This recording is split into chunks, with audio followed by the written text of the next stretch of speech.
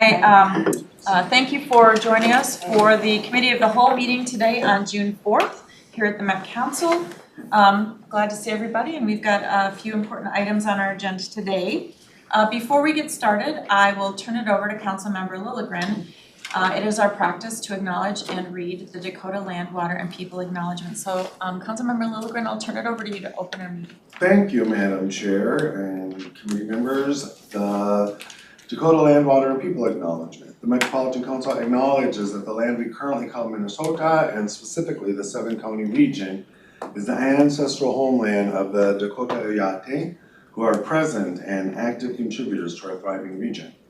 As part of the Metropolitan Council's commitment to address the unresolved legacy of genocide, dispossession, and settler colonialism, and the fact that government institutions, including the Metropolitan Council, benefited economically, politically, and institutionally after the forcible removal of the Dakota Oyate, the Metropolitan Council is dedicated to instilling land, water, and people commitments in regional policy. These commitments support the Dakota Oyate, the 11 federally recognized tribes in Minnesota, Ho-Chunk Nation, and the American Indian communities representing over 150 diverse tribal nations that call the 7-county region home. Thank you, Councilmember Lilligren. Appreciate that. And again, I'm Judy Johnson. I'm filling in for Chair Zelli, who couldn't be here today, so thank you very much.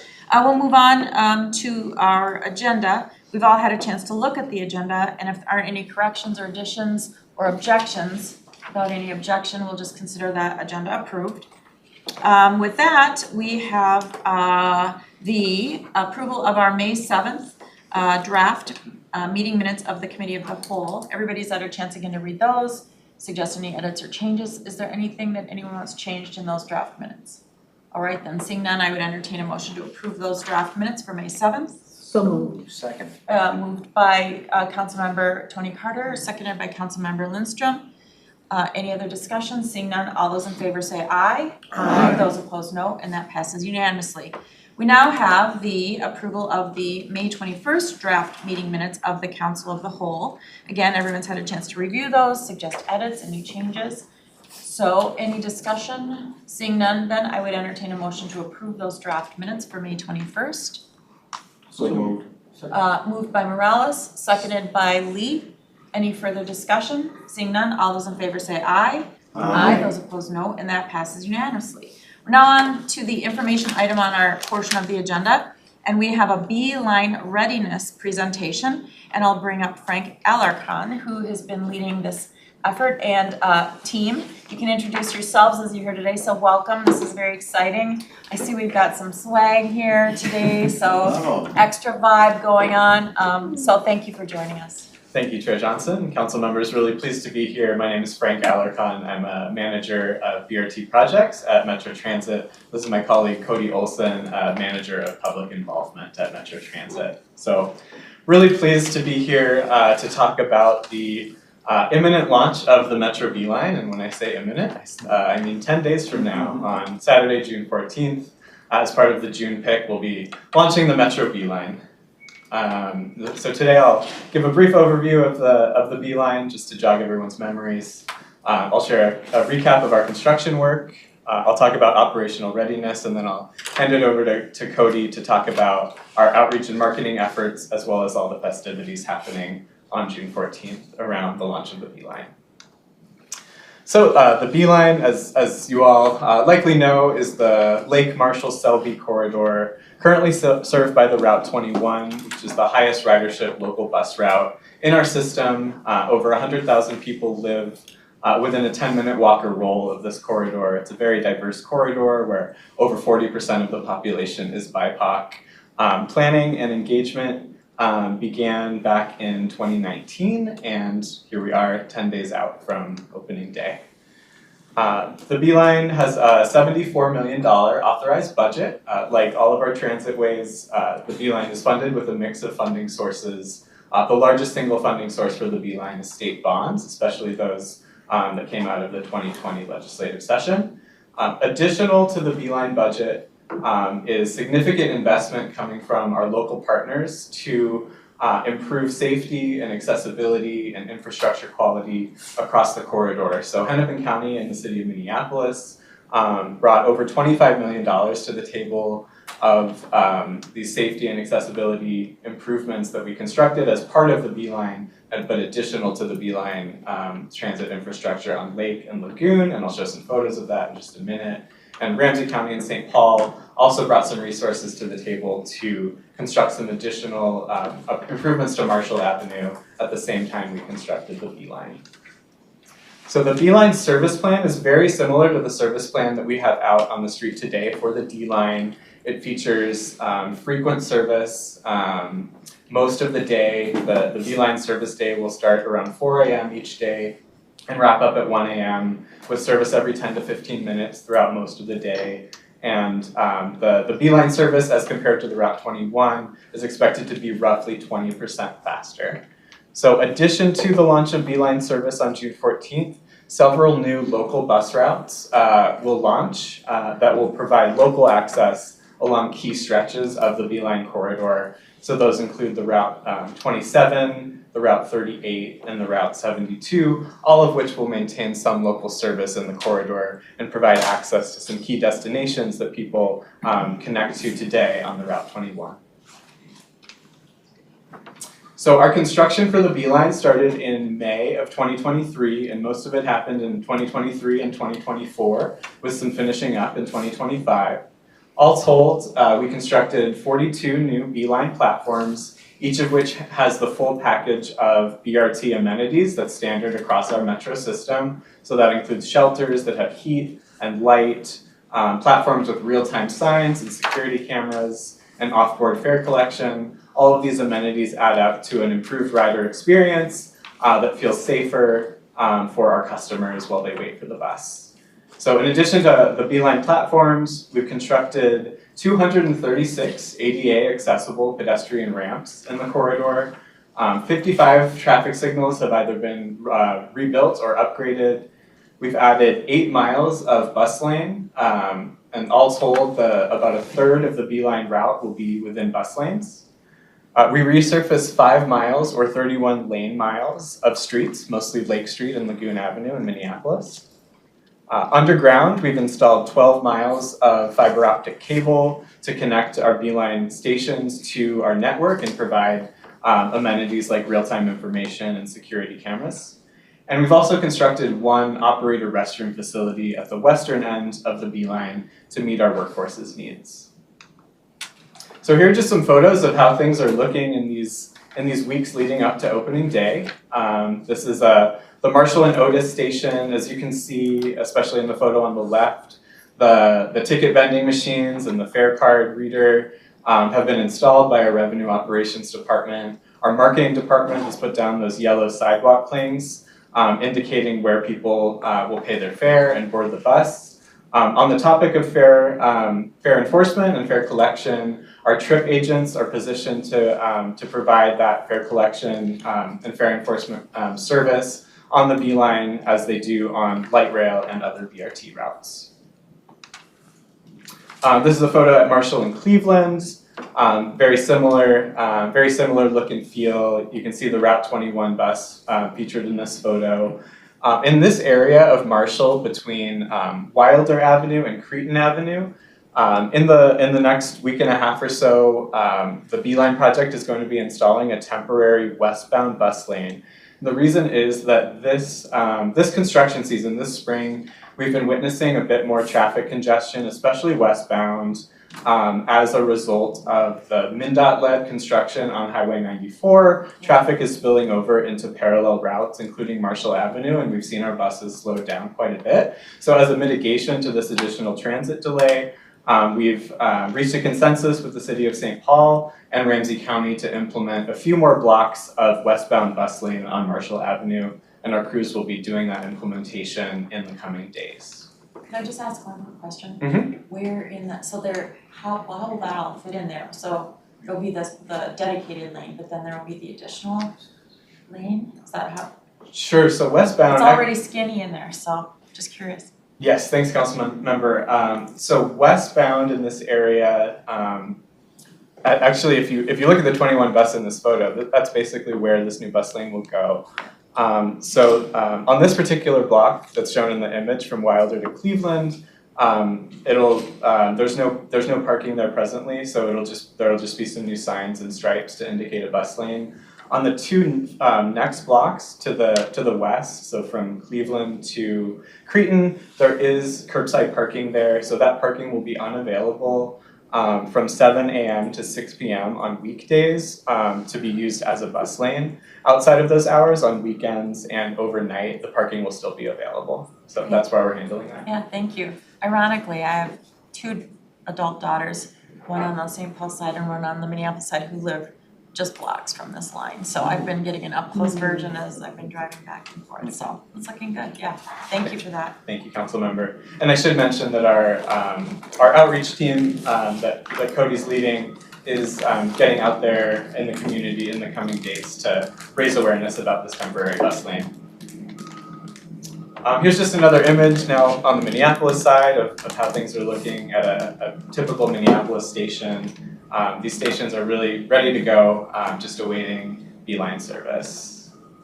To show some of the locally funded improvements that we delivered collaboratively through the Beeline project, here's an example on Lagoon Avenue of some of the work that was largely funded by the resources that Hennepin County and Minneapolis brought into the project. So here you can see the bus lane, you can see the brand new pavement surface, and some of the pedestrian improvements like bump outs and new pedestrian ramps in this area.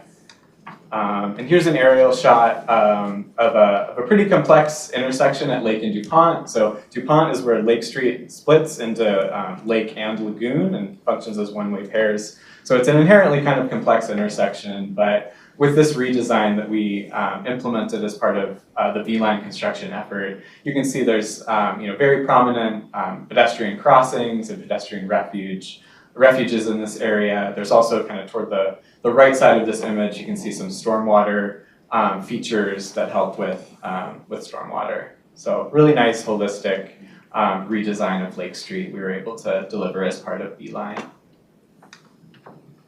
Now I'll just talk briefly about operational readiness, and my main message here is that the Metro Transit is ready to launch the Beeline.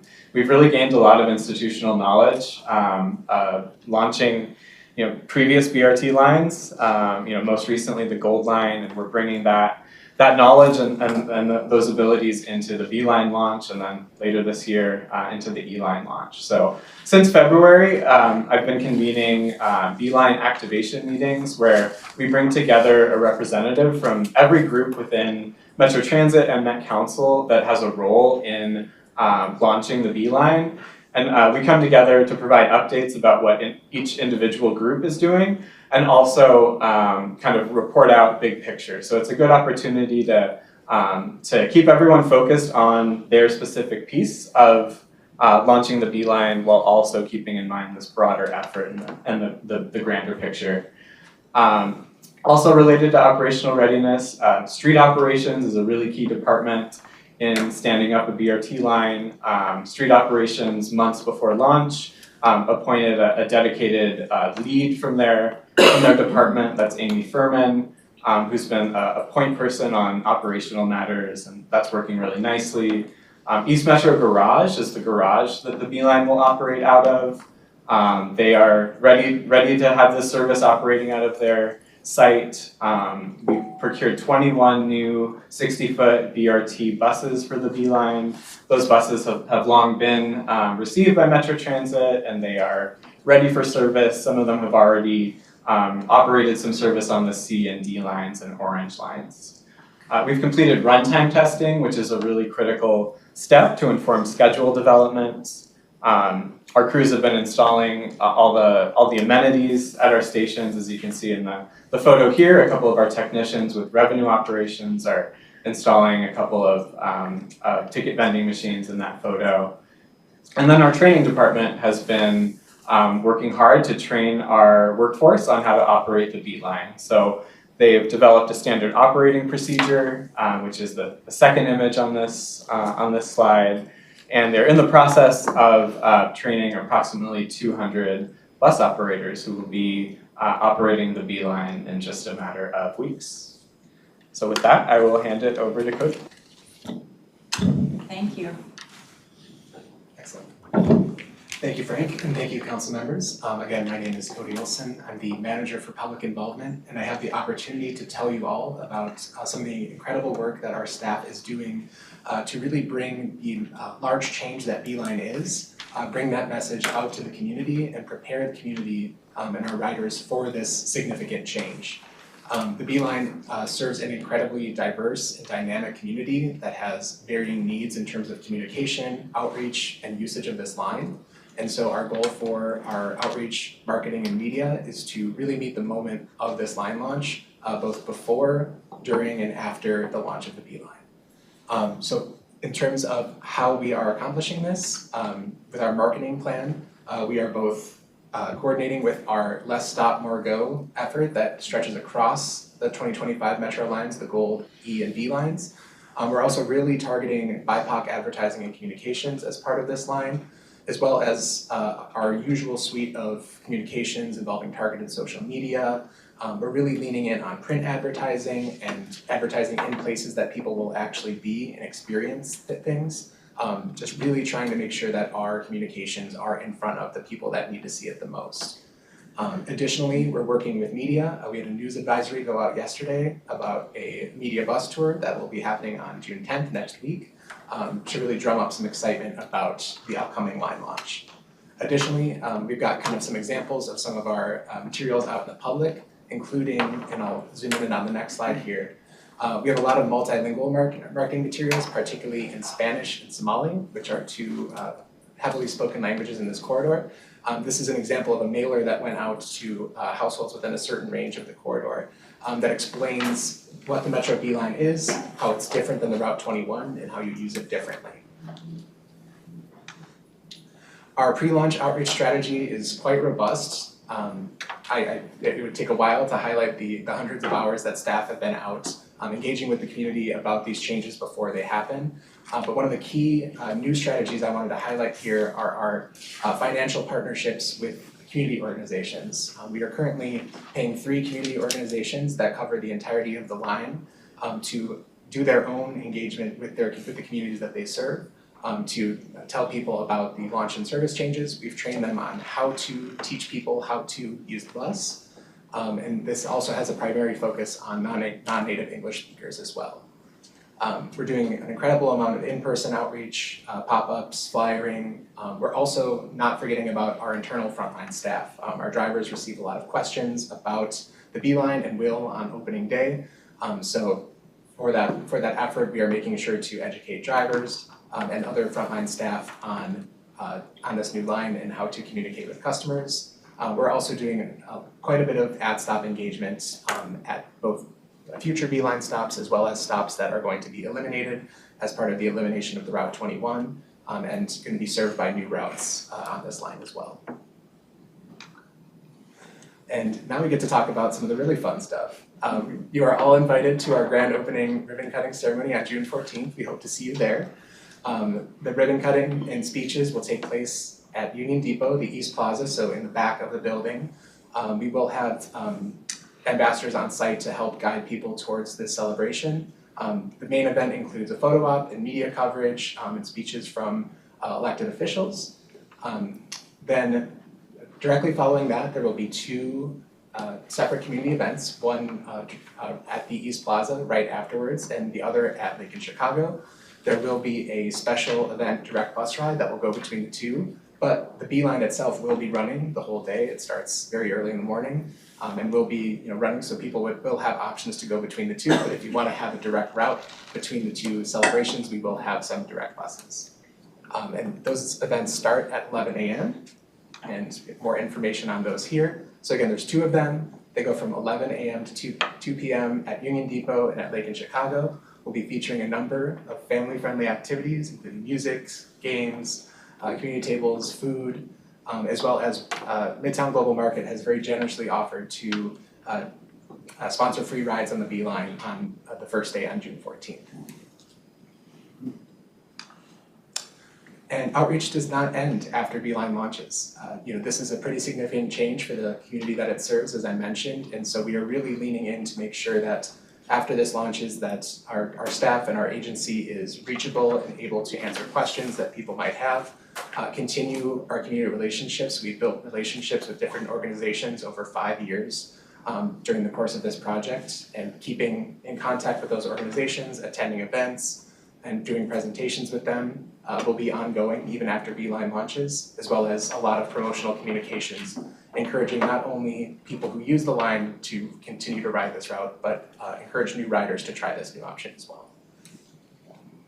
And that's the extent of what I have. Thank you. Great. Are there any questions? Councilmember Carter. First of all, thank you so much.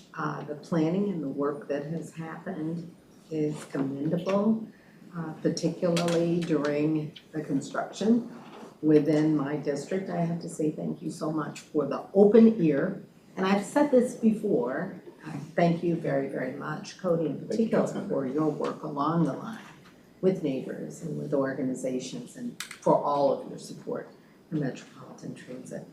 I do want to just ask about the community outreach strategy currently that is in place with organizations, and specifically if you have names of the organizations that are doing this work, you may have them now, or if I need to check later, I'd love to get that from you.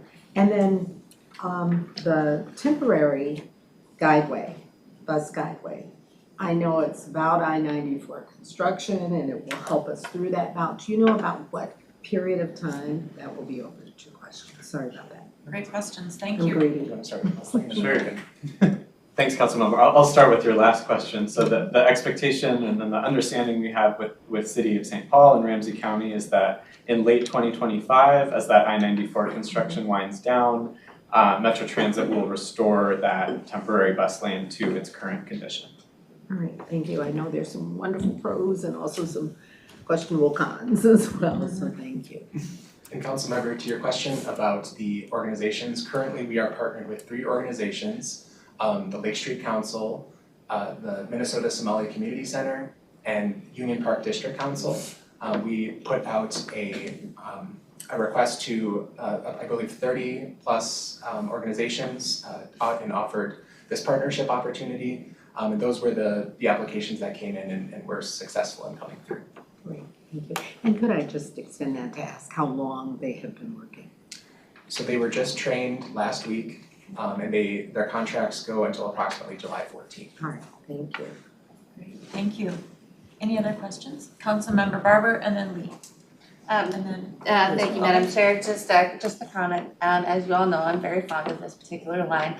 And so as we've talked so often about building this system that connects to each other, that helps you move across the metropolitan region. I mean, this connects with the blue line, the green line, the gold line, the A line, and the D line. I mean, this is a line that's gonna get you to places and multiple places, and I think it's so critical, such a critical part of our network, and it will really show it'll start connecting the vision that we've had. And so I just really want to congratulate everybody for all the time and work and effort, and I think you've done an exceptional job on the outreach. I think, often in my role, I didn't hear a lot about this one. And that tells me that you guys have been doing a really good job with it. So I just really want to say thank you and congratulations, and I look forward to the 14th. Thank you, Councilmember. Great. Councilmember Lee. Yeah, thank you, Madam Chair. I saw a picture of an emergency call box at the Marshall and I think the bus stop. When somebody presses that box, does that go to our PD or does that go to St. Paul Ramsey County Dispatch? That is a good question, Councilmember. Can anyone help me with that? Phoning a friend. It goes to TCC. Thank you to my colleagues in the audience for helping me with that one. Anything else, Councilmember? No. Okay, Thank you. Councilmember Lindstrom.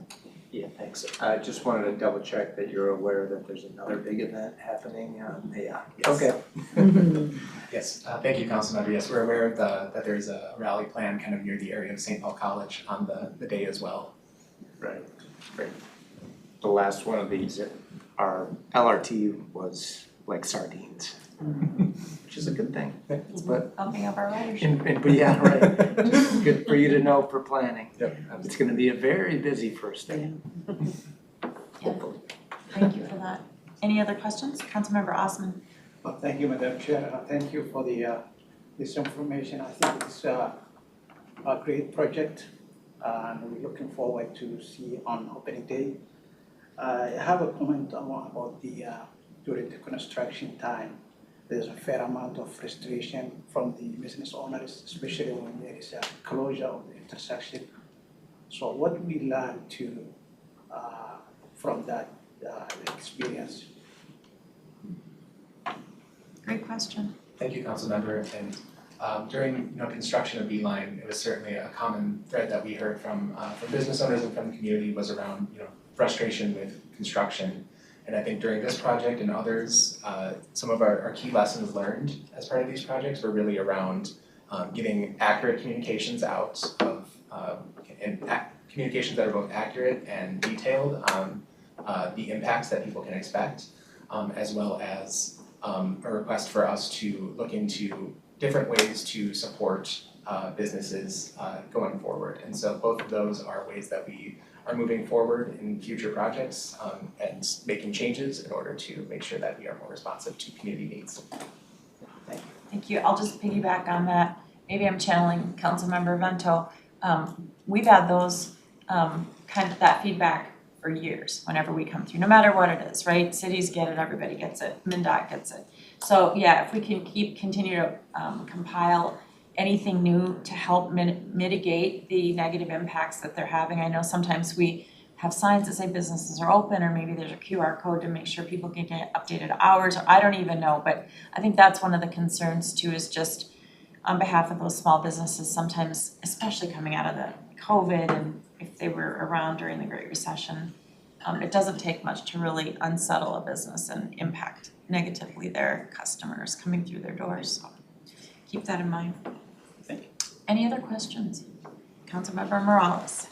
Thank you for everything that's been done with this line and opening it. You might not have a question or an answer in regards to the question I'm going to ask. In light of the recent events, and you mentioned that the main population in this area is either Spanish speaking or Somali, are you guys also going to reach out to some of these nonprofit groups that you are working with to relay the messages in regards to what that community can do? Because if the activities continue in that area the way they have started currently, you're going to have less ridership. That community in that area will stop using public transportation and stop moving around.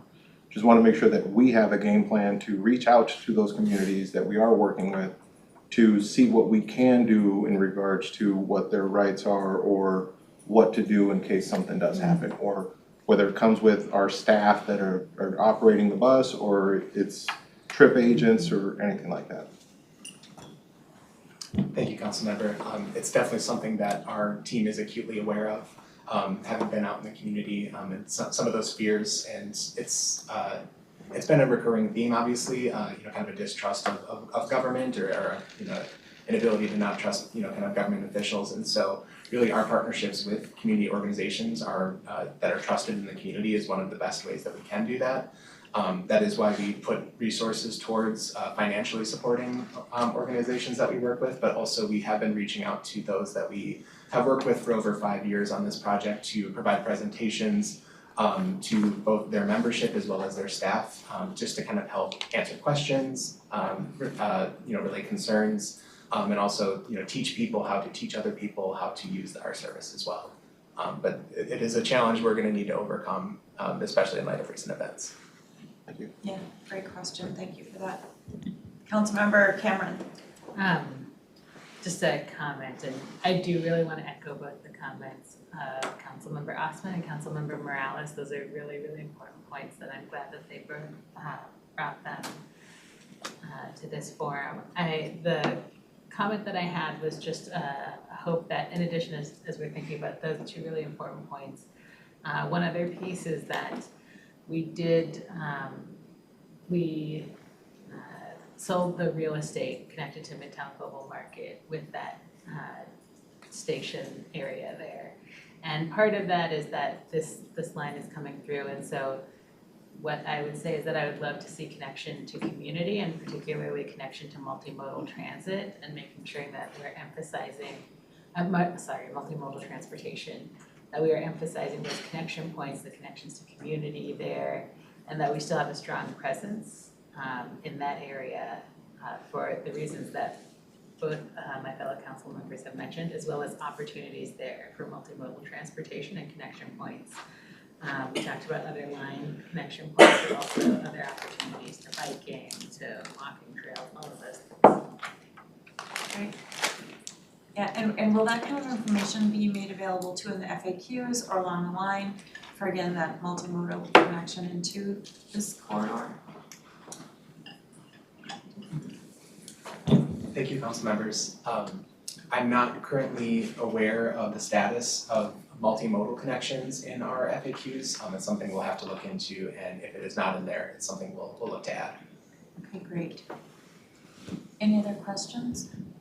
I just have one more. Well, and will you know the buses have in them then QR codes or information where people, if they're trying to get information, especially as this is a newer line, that will be maybe specifically for the FAQs until we've kind of matured on this line, or for help or things like that they're needing. It'll be just like our other buses. And particularly just the timing of the launch of this, making sure that there's that extra layer of support from Metro Transit, that people feel comfortable, whether it's more trip agents, if our PD is out there, that they feel comfortable coming to us for assistance. Thank you, Councilmember. So during launch day, as well as the 2 days following, we will have ambassadors out at a number of locations. We have over 300 shifts currently available to employees to be out engaging with the community, answering questions. They will be supplied with those FAQs. Other questions that come up will be directed more towards the main Metro Transit, kind of funnel, the main number, the text for safety, all those types of things. Great. Okay, and Councilmember Carter. Thank you. Just checking to confirm, if you have partners from both cities and both counties engaging in the launch day, if not, and you need some help, please let me know. Okay. All right. So don't know if that's confirmed yet. Thank you, Councilmember. We do have confirmed participation from Hennepin County and Ramsey County. Of course, both cities too, right? Yeah. Yes. I wasn't picking on anybody. It's good though. And then is there, so again, we've got it on our calendars. Is there is there one side or the other that we should be at for, are you doing ribbon cuttings? I'm kind of out of the loop on that, sorry, I'm not on transportation long enough, but I'm just curious. We've got celebrations going on both ends, can we just pick a place to go to and join in? Thank you, Councilmember. We'd be happy to have you at either celebration. There is the ribbon cutting that is happening at 10 a.m. first at Union Depot's East Plaza. Both celebrations then will start at 11 a.m. at both locations. So if you were interested, you would be able to attend the ribbon cutting and then take the special event bus to the Lake in Chicago event, or stay a while at Union Depot and take a Beeline bus to the event as well. Okay, great. Okay. Everything, any questions? All right, well, thank you to both of you. This is super exciting. Really grateful. I know there have been many on this council and before us that have been really working hard to get this line launched. So it's a very exciting time for our region. And I appreciate all of your leadership and everybody who's been involved. So thank you very much. Thank you. And we'll continue to stay tuned. If anyone has questions, just follow up after the meeting today. Perfect, thank you. All right, we have one more information item, and this is another good one. Imagine 2050 Outcomes Measurement Program, Next Steps. And we've got Sarah Nelson with us and Kristen Ryba Touris. I hope I have said both of your names correctly. If not, just correct me. And thank you for being here today. We appreciate it.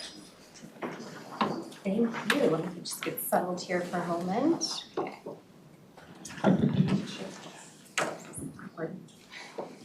Does that sound okay? You're good. Yep. All right. Thank you, Madam Chair and council members, for having us here today to really pick up a conversation that we started with you in January of 2024, which feels like a lifetime ago at this point.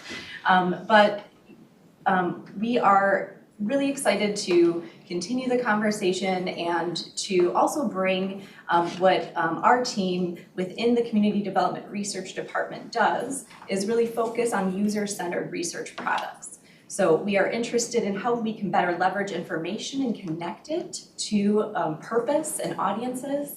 And we think this type of work is really prime for that approach. And so, yeah, you will hear the enthusiasm throughout the presentation, but just want to make sure it's very clear. Okay.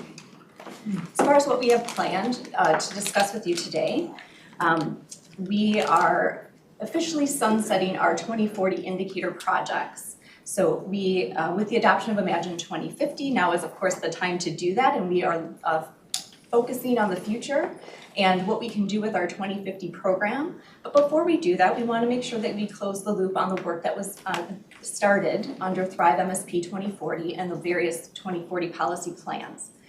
So we have some information to present on that and maybe do a mid-presentation pause for discussion because it is sort of decidedly in like two different acts, if you will. And then we will move to Imagine 2050 measurement program. We'll share some of the activity that we've been carrying out since we last talked with you in January. And then we will also be soliciting some input from you about approaches to this work going forward. So we have a couple different framework options to share. It's a little dense, but I think we'll do our best and give you the opportunity for you to tell us more about how you would like to use and leverage this work over the next decade. I also want to mention that there was a supplemental material linked this morning for this item. It is this document. It is 50 pages of very detailed information about our Thrive indicators. You know, it's very in the weeds. No expectation that you've had time to digest it. We wanted to make sure it was available as a resource because we are going to talk about some of the trends at a high level, but we wanted to just bring it to your attention. We also have a similar document that will be available soon related to the 2040 housing policy plan. The content's very similar. There's only three different indicators in that work versus this. So we will make sure those links find their way to you so that you can peruse that information. And if you have additional questions about that, we are happy to either come back for a conversation or to answer those questions in some other way. So just teeing up and reviewing a little bit about the 2040 indicator projects. We are focused on two particular projects, the 2040 Housing Policy Plan and the Thrive MSP 2040 indicators. There's lots of other reporting that has happened over that era and in relationship to those policy plans, but these are the two projects that we are focused on today. And you can see from the information here on the slide, we actually had the 2040 Housing Policy Plan indicators adopted first. And then years later, we had Thrive indicators adopted. And they incorporate a lot of those housing indicators. So there's some duplication of information there. And I also just want to mention that, our transportation planning has had a well-established performance measurement program in place for quite some time. So they also have indicators. They also have 2050 indicators that were already adopted with their plan. There's some overlap. There's some indicators they look at that were adopted into one of these projects. But we're not representing that work today, but we just want to, kind of call attention to these weren't the only two indicator projects that happened. They're just the ones that we're most familiar with and that we'll be talking about today. I am going to, hand it to Sarah to describe more about the actual 2040 indicators and how we are characterizing those trends in light of that policy plan being retired in favor of our new one.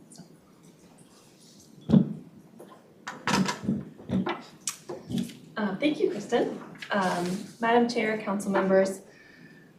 So Kristen and I have been here before presenting some learning themes that we've picked up throughout our time working on 2040 measurement. But we just wanted to center these lessons before we really dig in. So our first learning theme is that this work is really about dialogues, not just data. So sometimes this type of indicator work can sort of get stalled. That may happen in the early phases of data assessment or indicator selection. It can also happen when the data work is complete and then there's sort of this question of, well, now what? But ultimately, stalling often happens when there isn't a plan for who should use the information and when. So the lack of conversation makes this work sort of fade into the background. Our second learning theme from 2040 work is that frameworks are crucial. We recognize, and I'm sure you all know as well, that measuring our impact can be very difficult. But articulating how policy objectives intersect and build on each other, as well as the broader regional context and how those conditions change, that can really help us see or understand progress more clearly. So it also provides some necessary flexibility. Because of changes in data or processes, we may need to adjust specific indicators, and frameworks allow us to do that in a more informed and meaningful way. Our final learning theme from the 2040 work is the importance of setting targets. So the adopted Thrive indicators for 2040 did not include targets, and instead measured progress by directionality. As you will see today, measuring progress in this way can be very difficult for a couple different reasons. First is that there may not even be a trend in any particular direction, and sometimes stability in an indicator can be the goal. And it also ignores all sense of scale for progress, which is really important in this work. So with those learning themes in mind, we will now dig into some of the indicators. So we've separated all of the 2040 indicators into 3 different groups. The first group is shown here in green, and this slide summarizes the trends that align with 2040 policy direction. So that may mean an increase, a decrease, or no change, but the indicators on this slide have all trended in alignment with the policy direction put forward in Thrive 2040. I also just want to note here that indicators that are about the Met Council's work or operations are bolded. And some of the indicators were disaggregated by race and ethnicity, and those have an asterisk. So there's a lot of information here. I won't read all of it, but I do want to draw your attention to a few things. The first is in the list of indicators under decline or decrease is aligned with 2040 regional policy. So all of the indicators in this section generally had a negative trend from 2014 to 2024. Included in this group are some sustainability measures related to air pollution and the Met Council's GHG emissions. And again, a decline in these trends were consistent with 2040 regional policy direction. The second set of indicators listed under increase or growth, we generally saw an upward trend for these. And these indicators cover a variety of topics, but I do want to highlight that a few of them are related to outdoor recreation, some things like support for bicycle infrastructure and visits to regional parks and trails, and also the size of the regional parks and trails system. Also just to note that from 2014 to 2024, we did see that racial and ethnic diversity in Met Council hiring also increased. For some indicators, we saw little to no change, which generally did align with the policy direction of Thrive. This includes some trends related to water use in protected ecological areas. So just want to note here that in the context of our region growing in terms of both population and development, the lack of significant change can be a positive. Also just highlighting that we maintained our already great track record of wastewater operations.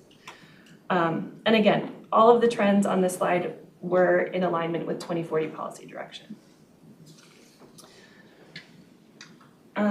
Okay, so this red slide summarizes trends that did not align with 2040 policy direction.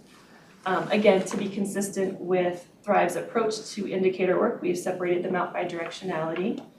Some decreased, some increased, but all trends on this slide were inconsistent with the policy direction in Thrive.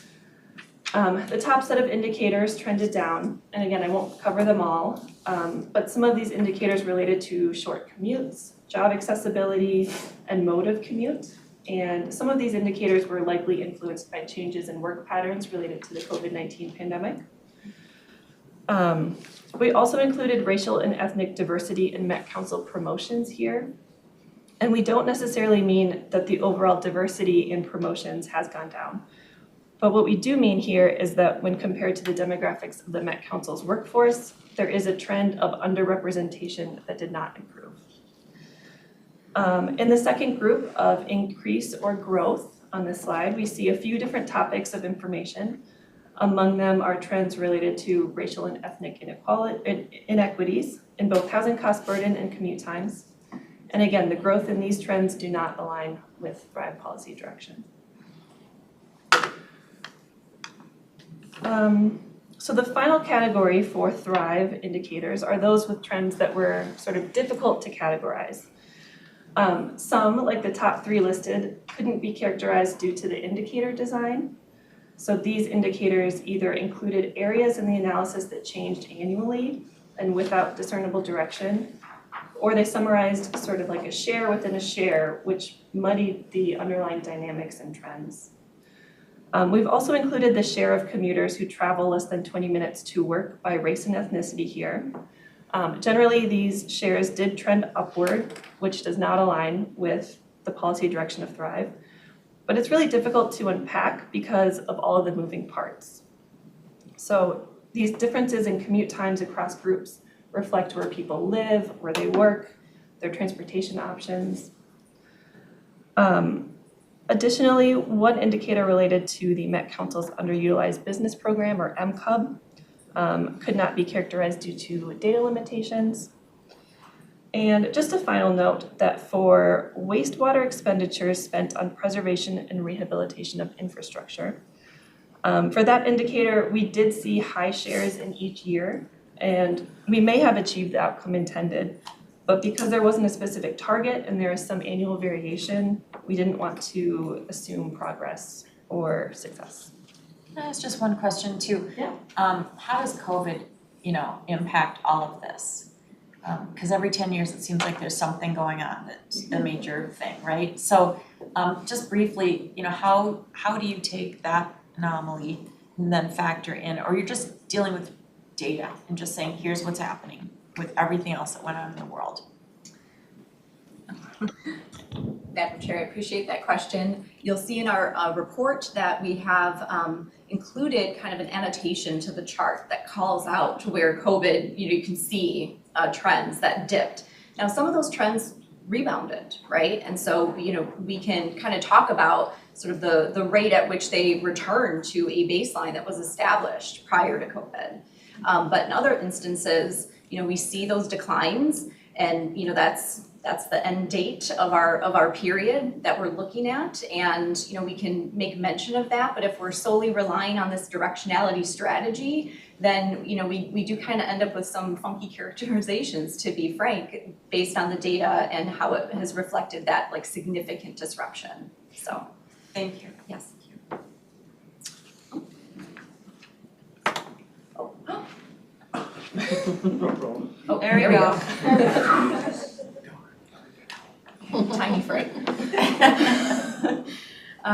Okay, I'm gonna just cover housing policy plan indicators, which, similar format in terms of how we've summarized this information. And as I said earlier, there's a lot of overlap here. It's just sort of a different context for some of these data points.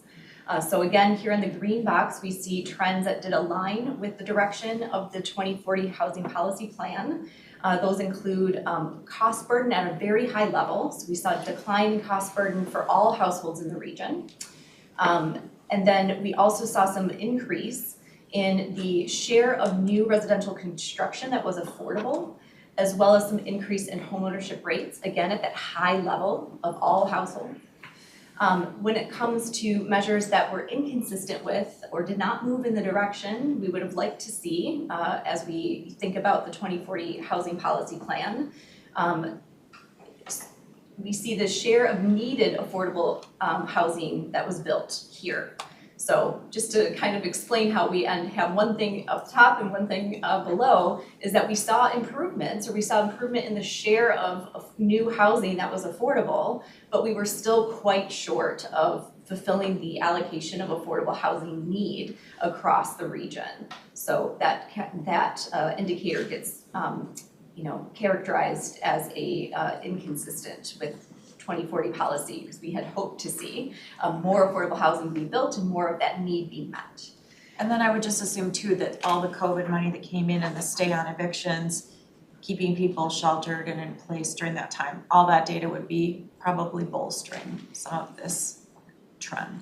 Certainly in the case of housing cost burden, we think we've seen some of that there.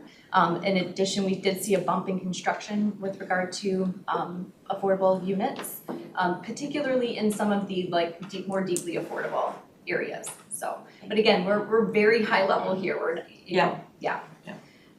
as far as things that increased, but that increase meant a negative. We see the inequities of within housing cost burden and homeownership rate by race and ethnicity. So again, at that high level, we saw some improvement region-wide when we disaggregate by race and ethnicity. We not only see, we did see some improvement for some groups in that area, but when we still compare it to the rates of white households, we're still seeing big gaps, right? And so we characterize that as, it's great that there was some improvement, there's still a long way to go as far as resolving those inequities. And then in both cases, or for the housing policy plan indicators, we didn't really have indicators that were stable or no change was anything. So they were all directional. And then a lot of this slide is the same as what Sarah presented, because again, that overlap in indicators. There's just some additional characteristics that we looked at by areas of concentrated poverty or affluence. And so you can see that represented here. Again, a really complex indicator where we've got many moving parts. There's no fixed points. And so as researchers, we get nervous about making characterizations if we can't really describe and talk about like what changed, right? What exactly changed? And Councilmember Carter. Part of this is probably due to the fact that I couldn't see the asterisk until I looked really deeply. And the other part is due to the fact that I was probably tuning in on the information, trying to find the asterisk. And when you talked about the treatment of the disaggregated data in the indicators that were not characterized, I lost track of what you said. So if you could repeat, did you share with us that those indicators, although they were difficult to characterize generally because of lack of target or no specific target or complexities with the data, were they trending in the negative direction for those areas that were disaggregated? Did I hear you say that? Or what did you say about that in that chart? That's the question. Sure. And are you referring to this slide but earlier in the presentation? Yes. Okay. I am referring to this slide, on this slide, when you talked about how you treated the disaggregated information. Because you pointed out on the bottom slide, on the next slide, you pointed out the declines or the directions for those that were disaggregated, those points that were disaggregated. Above, you said something about it that I missed, and I would ask you to repeat that. Sure. What was I thought you did? Are you talking about this slide? Nope, I'm talking about the slide before. Thank you. Okay. I believe what was said, is the regarding the share of commuters who travel less than 20 minutes to work by race and ethnicity. We saw by race group, we saw that share increase. And so there were, if we're thinking about, shorter commutes or a larger share of populations having shorter commutes, we did see some improvement for some groups. There are still disparities between white commuters and other commuters of color. And we also felt that in this particular case, we're contending with, when we think about commutes and how that big needle shifts, we're thinking about transportation options, we're thinking about where folks are living and where they're traveling to. And so I think we would need to parse that much more to really be able to characterize that information at a different level. So in this case, we looked at that disaggregation by race and ethnicity, but still felt like we can't quite put our finger on like what's driving that change, and that's why we did not characterize this particular measure. There's additional treatment in the larger report Yes. of that information. Yes. Thank you. I did not get a chance to review it. And well, thank you. Thank you, great question.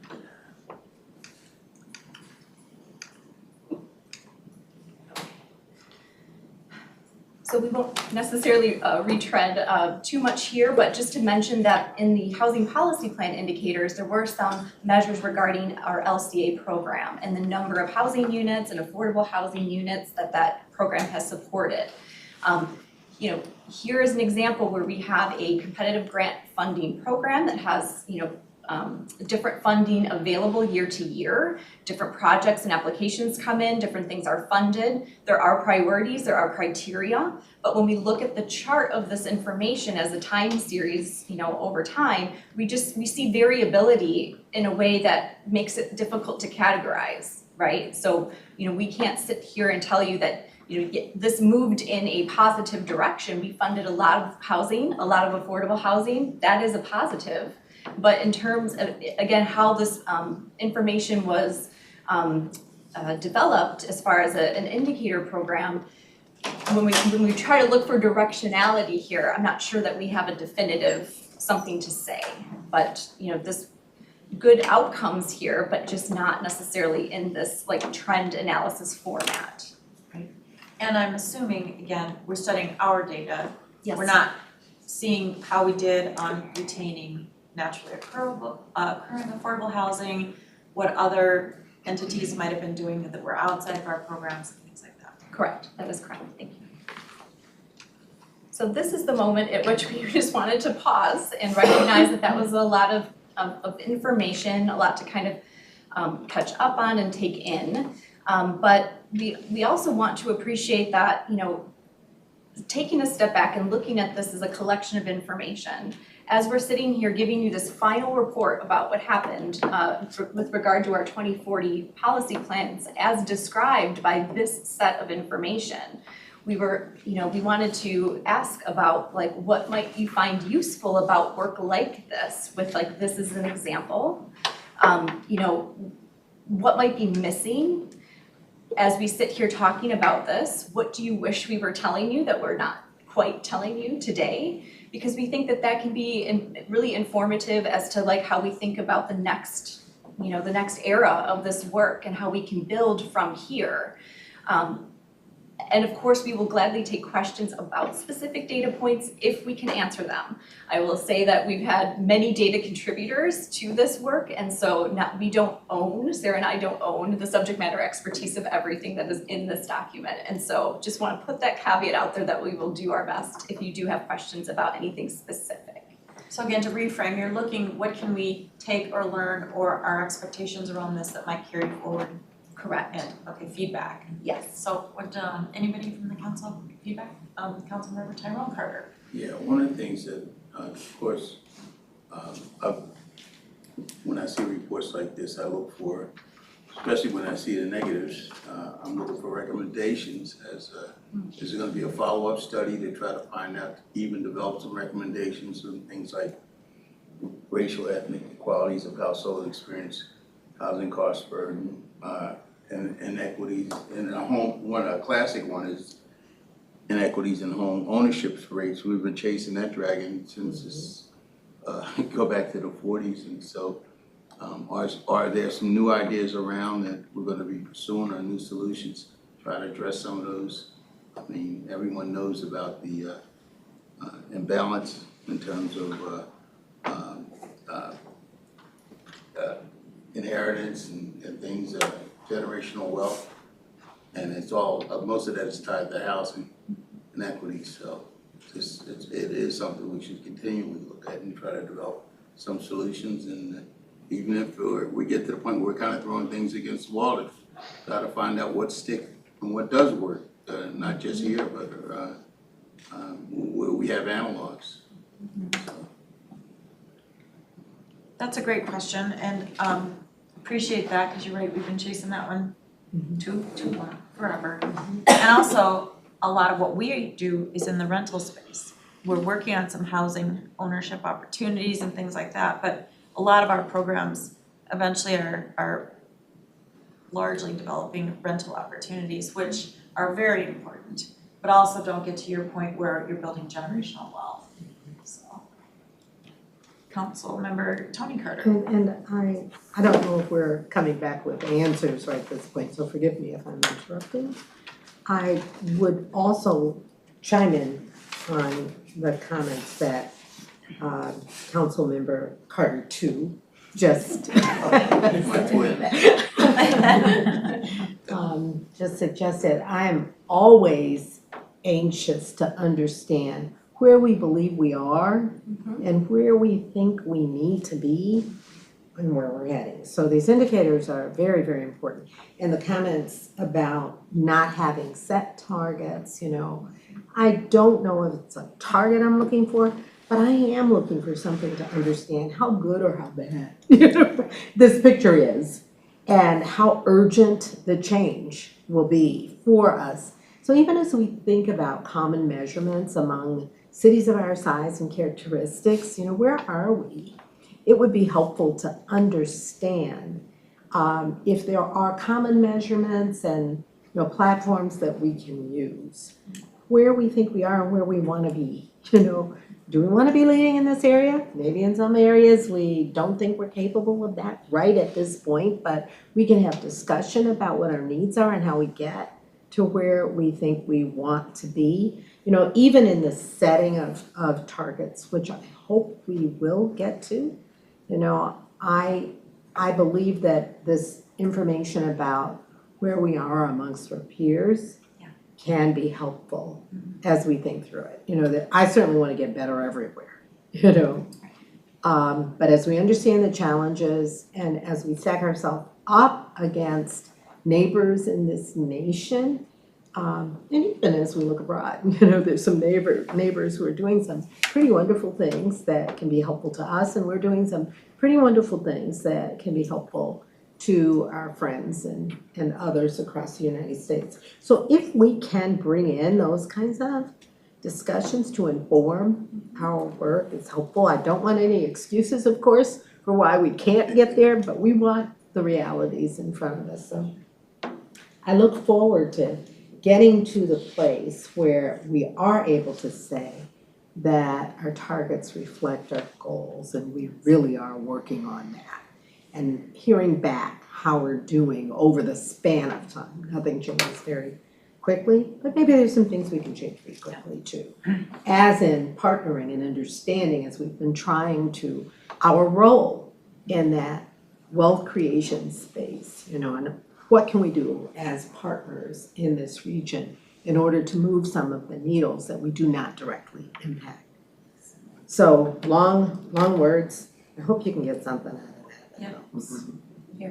Yeah, that's a great point. And just thinking back, I used to work at Greater MSP a while ago. They did their dashboard. I know they still do a dashboard, and I know that housing and affordability for this region, especially as it related to talent attraction and retention, can be competitive. And then we were comparing ourselves with our peer and competitor regions. So I don't know, and I know we had a spot on the board at one time, and then things kind of changed up there. But I know we were heavily relied on for data in that bigger regional picture so that we could insert our piece and everybody was inserting their pieces so we could all collectively see how we were doing together. And I just don't know, we haven't had Greater MSP come for a while, and I'm just curious, because they are kind of the holder of that, I think still, but I don't know.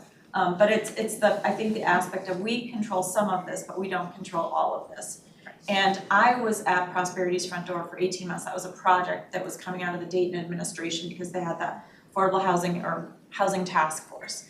And so we had our indicators that were largely coming from Minnesota Housing, and we were early in our data. And you know, trends take time, right? It's not a year over year, although sometimes that's interesting, but it's 5, 10, 20, 40 years, right? So it'd be interesting to see how we're plugging in, and all of you really brilliant people have to be somewhere, because I know people pick our brains all the time, but there was supposed to be that system region-wide that somebody kept the monitor on this, and we would be feeding ourselves into that and at least getting that big picture.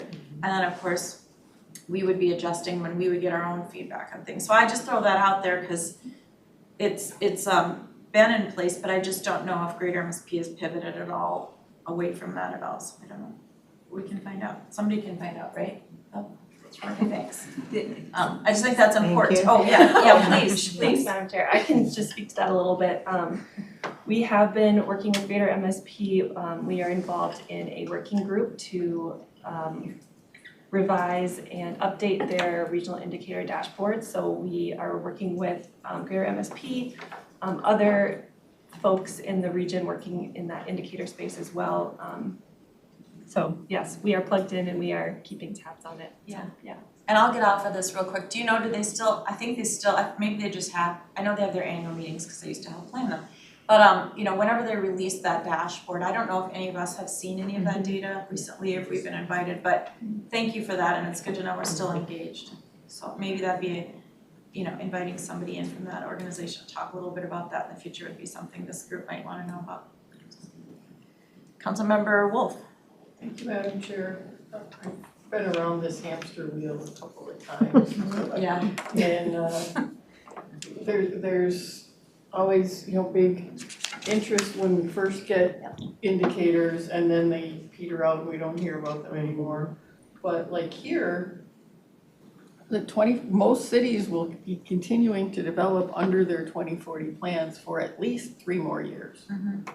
I mean, we have 1 or 2 communities out there that never even did a 2040 plan. But, you know, most of the growing communities will still have at least another 3 years of development that happens under the 2040 plan. So to some degree, it's premature to throw out the baby with the bathwater sort of a thing. I think rather than tying it to Thrive 2040 or Imagine 2050, they should just be council goals that we can amend over time. But our mind has shifted, okay, we're into 2050, but the rest of the region is still working on 2040, and I think we need to be cognizant of that, and we also need to be cognizant of having things that have long tenure beyond these 10-year cycles, if they're gonna be meaningful goals, because our work is very, very long-term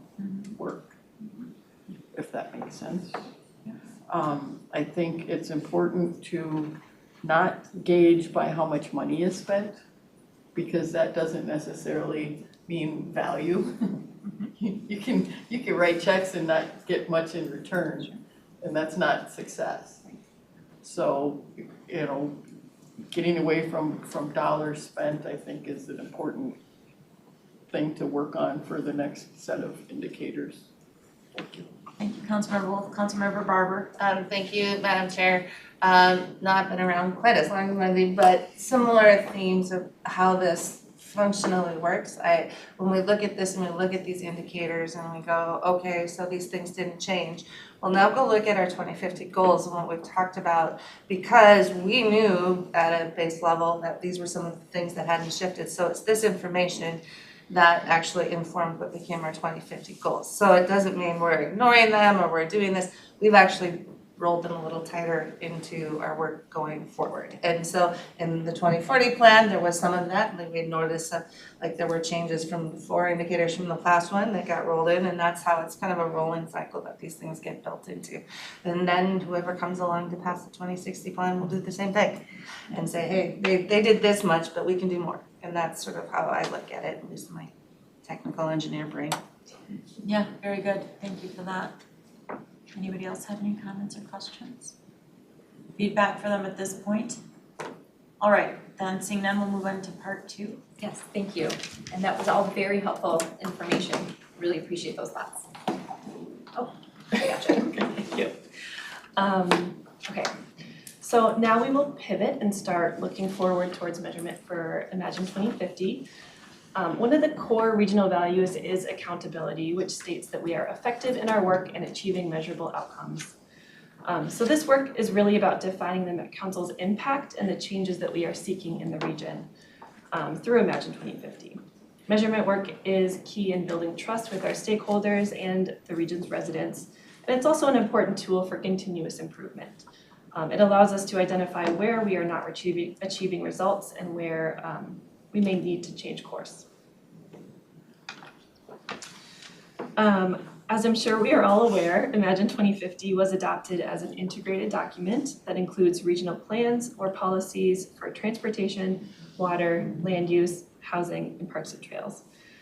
Because of our integrated approach this time around, which is different than the 2040 planning and policy and planning, we are considering an integrated approach to measurement as well.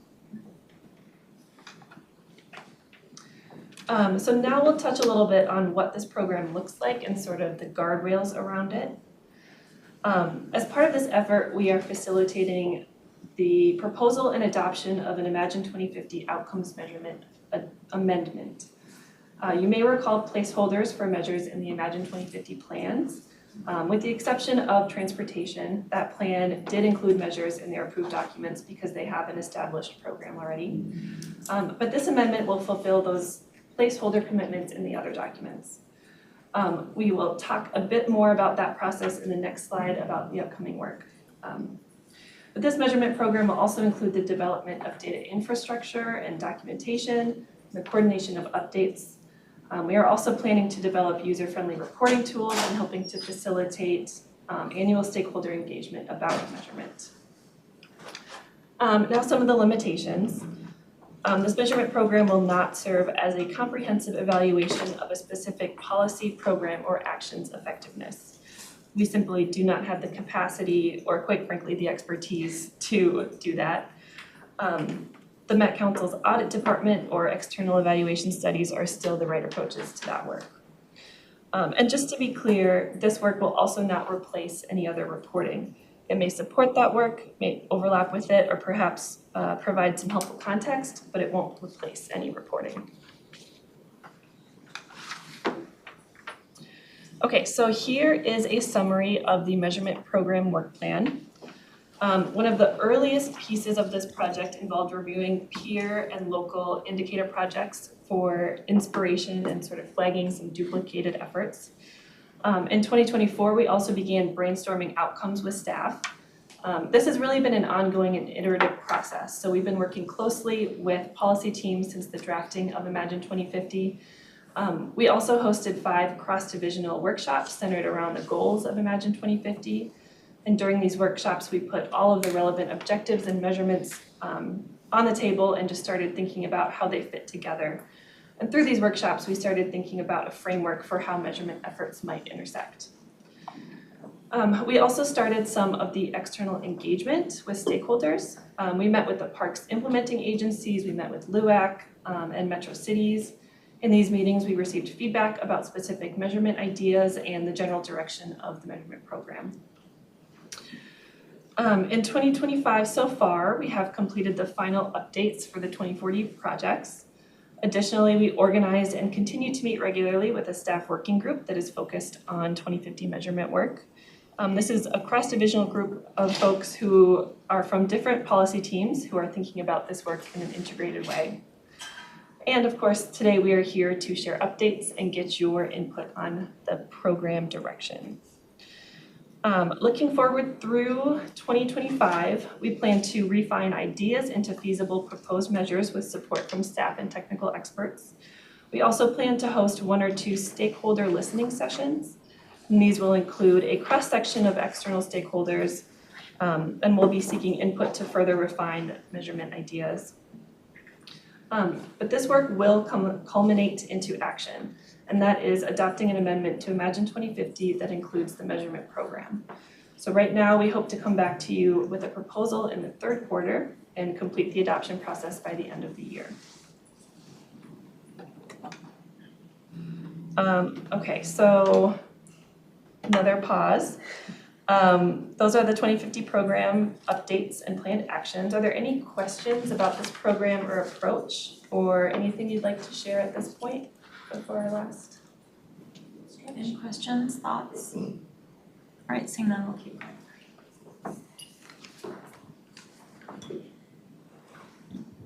Okay, so up until this point, Sarah and I tend to be pretty buttoned up in terms of the language that we use to describe this work, but there's lots of different terminology out there. So we just thought it'll make this next portion go smoother if we sort of really identify exactly how we're using these terms.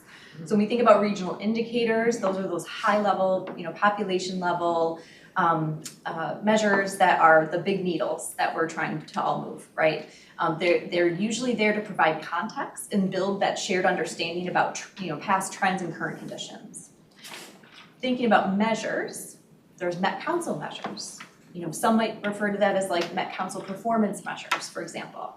But it's really how is Met Council advancing goals or policies? So what is the work that we do?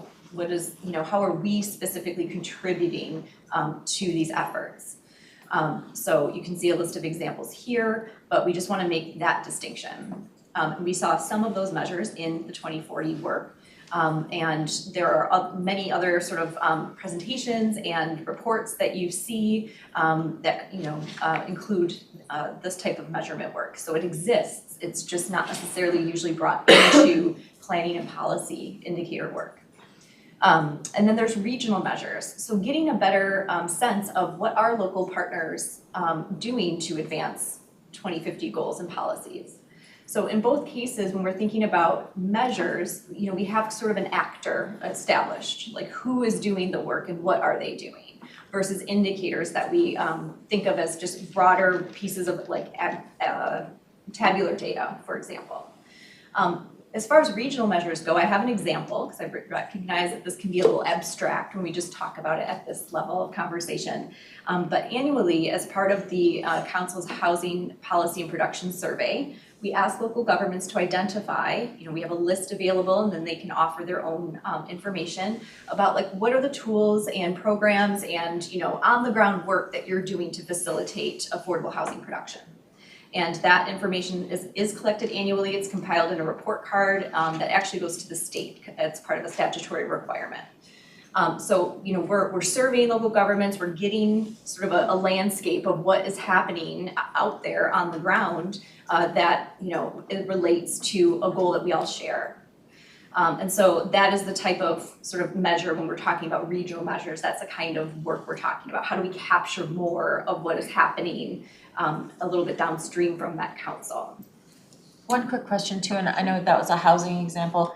Are we still working with Center for Economic Inclusion? They have their dashboard, and or at least they have had it, and are working to again close the gap on economic prosperity. Is that one of our local partners outside of cities who are our traditional partners?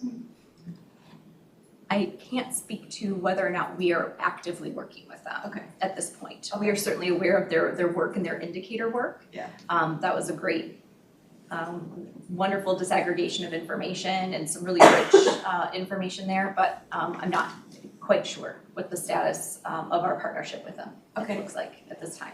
Councilmember Carter.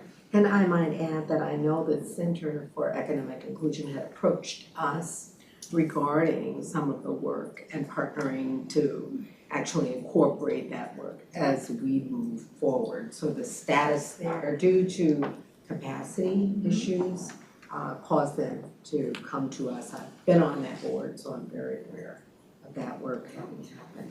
I'm not sure where the conversations are, but I know that we're interested. Yes. All right, thank you. Okay. So thinking about like the framework, to circle back to this idea of like, let's get some principles together so that we can approach this work and design a program that really helps us tell the story and see the progress or see the sticking points that we have as we move forward with our policy 2050 policy work. We identified kind of two dimensions just as a starting point because there's obviously a million ways we can approach this type of work. Here we've looked at the sort of vertical axis here. We've got specificity of measures, right? So that really directly relates to what I just described as far as regional indicators versus like getting into the nitty-gritty about what are like the specific things that folks are doing. Then we look at kind of this dimension of like how complex do we want our like the what of our measures to be. Some of these integrated policy measurements versus more like distinct, like did this program do something that advanced something, right? So just it's a little abstract, I recognize that we do have some examples in the next slide to illustrate what we're talking about here, but those are some of the dimensions. You know, we've seen a lot of these projects at this point, we have a collection of work that Met Council has done, and so this seems to be some of the ways in which we can pull this apart and start to think about an approach. So, option A, but there's only 4 options, I'm not doing the whole alphabet, so just want to reassure folks that we will end on time. Option A is really kind of replicating a Thrive 2040 approach, but designed for Imagine 2050. So really centering the 5 regional goals, pulling forward regional indicator data to talk about those trends and conditions, but not necessarily including a lot of like Met Council or regional measures, right? It's staying kind of high level, and you have sort of an example of what that would look like as we see the final product of the 2040 work. So option B, moving towards a more a more complex topic integration approach. This is where we would dig a little bit deeper below the regional goals and into some of the policy and objectives of Imagine 2050 plan. But we would, how we would improve the ways that we've done this in the past is to just be more comfortable disaggregating data by the region, about the region, not rolling everything up to geographies if it doesn't make sense to do that. To really articulate the connection between the data point and how it touches other policies and systems. So it might be the same data point, but this is sort of Parks and Trails take on it, this is Transportation's take on it, and so forth. So really just contextualizing that information a bit more and digging a little bit in more. But still, we're not going to see so much of like the specific Met Council measures, and we may not include as many of those regional measures. And kind of dropping down here into this quadrant, looking at, essentially developing measurement for each 2050 system or policy plan. We understand that Imagine 2050 to be an integrated document and regional development guide, but each area has distinct stakeholders. They have priorities within this regional policy that they focus on, and they have expertise and more information in some areas than others. And so really allowing them to build measurement that works for them and for their plan, and then just kind of bringing that collection of information together and trying to make the use of it and the exploration of it as user-friendly as possible. And then we have option D, which we might describe as all of the above, but really it is about including a parity of information when it comes to the topics that we measure, ensuring that we have the regional context, the regional indicators, but that we're also trying to identify things to measure that the Met Council is doing to advance that particular topic or area, and trying to capture some of what that on the ground works like beyond the council. So really trying to bring like a more of a systemic approach to those topics. We would be sort of bringing forward those regional indicators, so like a splash of option A, making sure that we're not losing the big picture of those regional goals, but again, wanting to make sure that we can dig deeper than that and have something to say about our role and work. With an undertaking like this, we sort of can anticipate that it will take more time to build. This is, kind of going for a building block approach that will endure beyond 2050 for sure. The infrastructure and the various things that we would pull together to build it would sort of demand that it has utility beyond our sunset of 2050. But we think that this is an option. We have a lot of the pieces. It sounds like it's all brand new, but in fact, we have so much data and information already being gathered in various corners of the council. I think it's about how we bring that together, how we organize that information to kind of and frame it in a way that lets us tell stories of our impact a little bit easier than maybe where we are today. So, it's scary when they're all at once. But these are, we chose a topic as an example again to try to break this down because we know it's abstract at this like bigger level. So we chose the example of climate change. We know that there was a recent update on like the council's climate action work plan, which included a lot of great information. So we're trying to build off of their great work to talk about this. So you can see in option A, when we're talking about centering goals, there was great context provided in Imagine 2050 about like the existing conditions of the climate in the region. There was data presented there about various, conditions related to climate, and so you can sort of get an idea of what the types of information that would be included on that topic if we were to take the option A approach. Option B, you can see that we're starting to dig in more, right? We're starting to say, well, yes, we want to look at greenhouse gas emission trends, but we want to break it down by sector. We might want to break it into like locations or, some other way of parsing it that maybe helps us understand the issue and the direction of it more.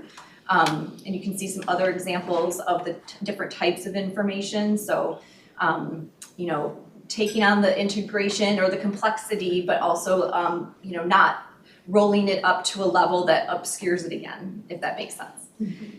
In option C, you can see, we've provided just some examples. These are probably in Imagine 2050 as far as just like topic areas, but when we think about how does climate intersect with housing or with parks or with land use, and pulling out those measures, right? So you'd have more of a sampling of like, here is how this is expressed in terms of the policy and systems plans. And then option D, here's where we sort of start to kind of nest, I would say. The regional indicators are there to provide the context. The Met Council measures are there, and they could be inclusive of the measures already established by the Climate Action Work Plan or Environmental Justice Framework. And then when it comes to regional measures, trying to capture more about how our local governments and others taking on this topic. We know that there's going to be some required reporting in terms of the mitigation strategies that they will adopt with the new state statute. So we will design some sort of data collection effort there, and we would be able to report back on that. So you can see that there's like a kind of a tiered approach to the information in option D. And so with all of this too, have you considered so there'll be, of course, we're gonna be working on this internally, but we're also gonna have internal customers within Met Council ourselves that are gonna be wanting this information, feedback and tracking for future and all of that. And how is that weighted with the external audience, our partners out there that are also going to be users of this? Does that help inform what version of all of this, almost a weighting, I guess I would be saying? And Councilmember Carter, did you have something? I didn't want to interrupt, but thank you. Yeah, okay.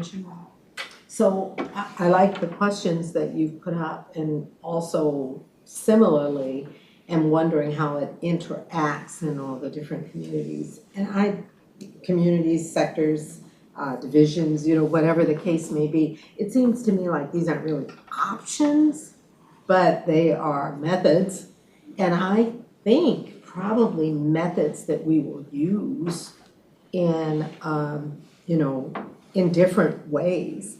We're looking at what in option A, because this is really the big work, the goals that we are working on together and individually within different organizations or groupings, I should say. And so some of the groupings are going to have some of the measures, in their spaces that others won't have in theirs.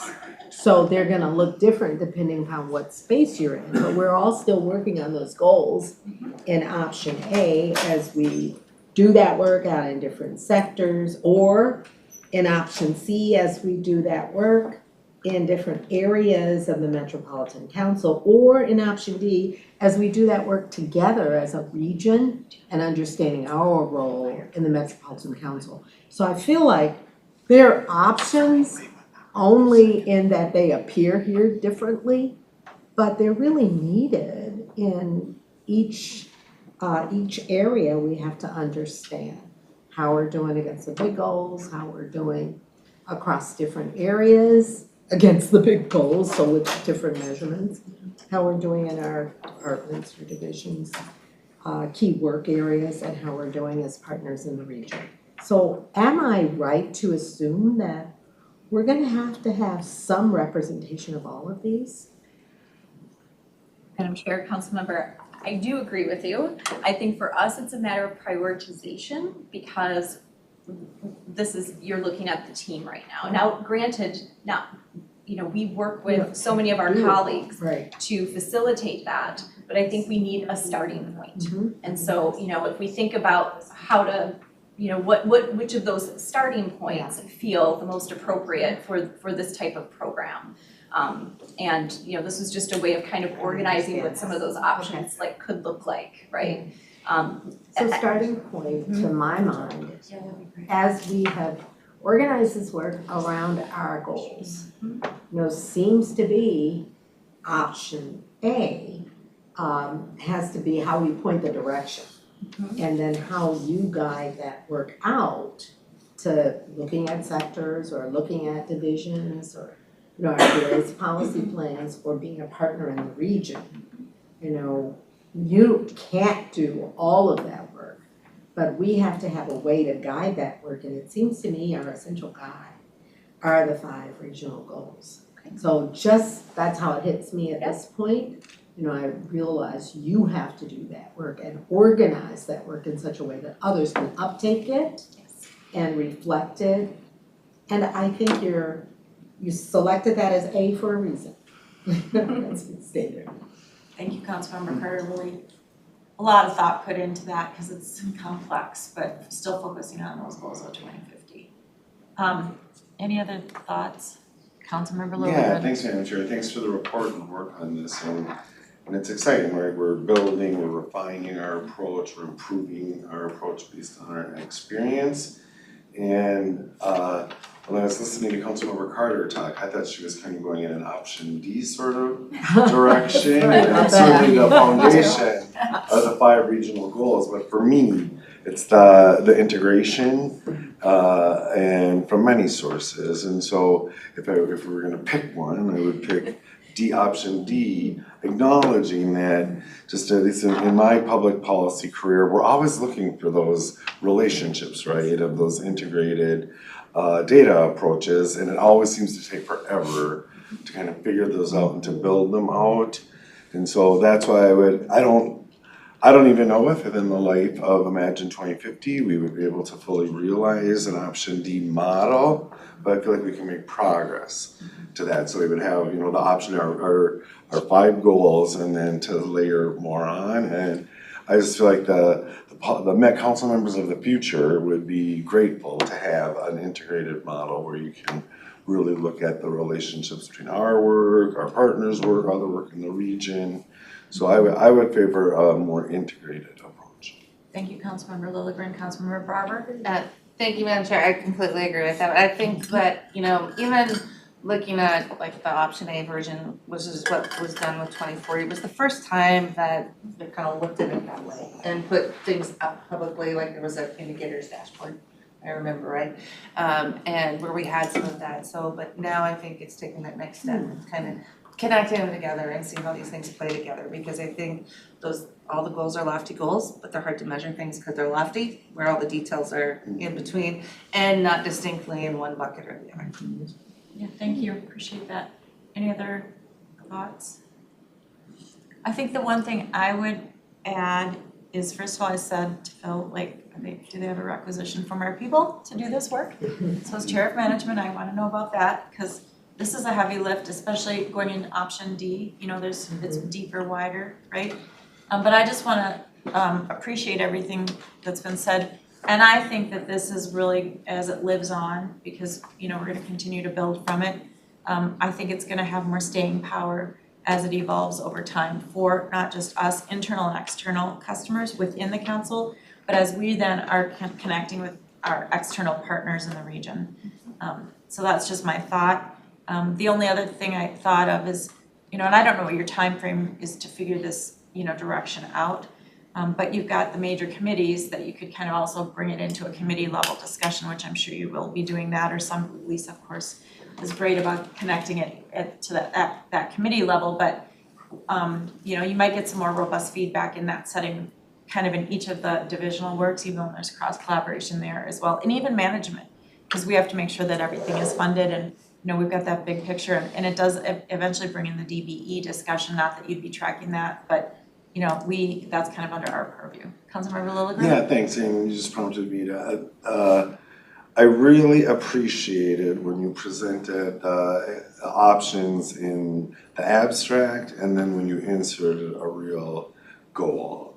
And so just thinking around if there's gonna be more developed work at committee level, that's something each committee could, sort of embrace one of the goals most relevant to their committee and kind of see how this works, kind of kick the tires. Well, I really appreciated that. It made it much more real. All right, quiet council members, you've got good thoughts on your mind. Is there anything you wanna let us know about? Councilmember Carter. Yeah, I just want to say kudos to Metro Council members who've been here before me and the readiness to embrace our region, and to be that level partner with this work, I think is really, really very, very encouraging. And I look forward to seeing how that works out.